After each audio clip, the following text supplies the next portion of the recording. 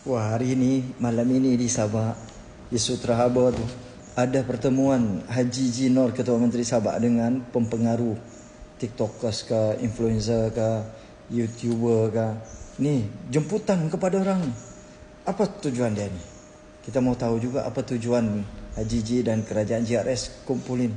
Apakah untuk digunakan diorang ini untuk menyebar luaskan dakwah-dakwah pembohongan, fitnah daripada kerajaan kepada rakyat dan kepada pembangkang. Lagi, siapa bayar itu majlis itu? Duit itu makan mesti makan mewah-mewah. Tapi tak apa, TikTokers malam ini ada pembahagian kek SMJ, Sabah Makin Jahanam. Kamu datang siap? 5 tahun sekali kamu mau merasa makan macam hotel 6 bintang kan? Nah, malam ni kamu datang. Bukan hari-hari dia buat itu, 5 tahun sekali. Ini semua untuk kekalkan kuasa dia kuasa JRS, kuasa Haji Ji, kerajaan dia. Kalau dia tumbang, JRS sumbang, mati diorang semua.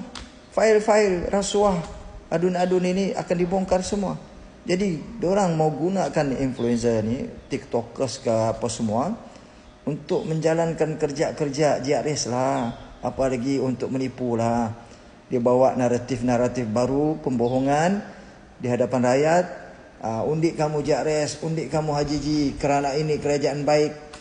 Penipu saja tu. Baik apa? 3 serangkai pun tidak selesai. Jadi saya mau nasihatkan sama TikTokers, influencer ni, fikir untuk masa depan rakyat, bukan fikir masa depan Haji Ji dan JRS. Diorang tak penting.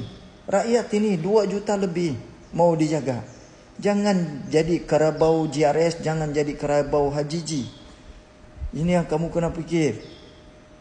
Kalau dia jemput kamu, pergi saja, makan percuma tu. Mungkin ada juga ada imbuhan-imbuhan juga, duit-duit minyak kereta motor kamu datang malam ini di Sutra Harbour. Pergi saja. Mungkin selepas itu ada lagi imbuhan-imbuhan lain, janji-janji lain. Bila kamu bantu JRS untuk kempen di media sosial, mungkin ada income-income lain datang. Nah, ambil saja, bukan duit JRS tu, duit rakyat tu itu, bukan duit dorang. Dorang pun mana keluar duit 1 sen pun tidak keluar duit.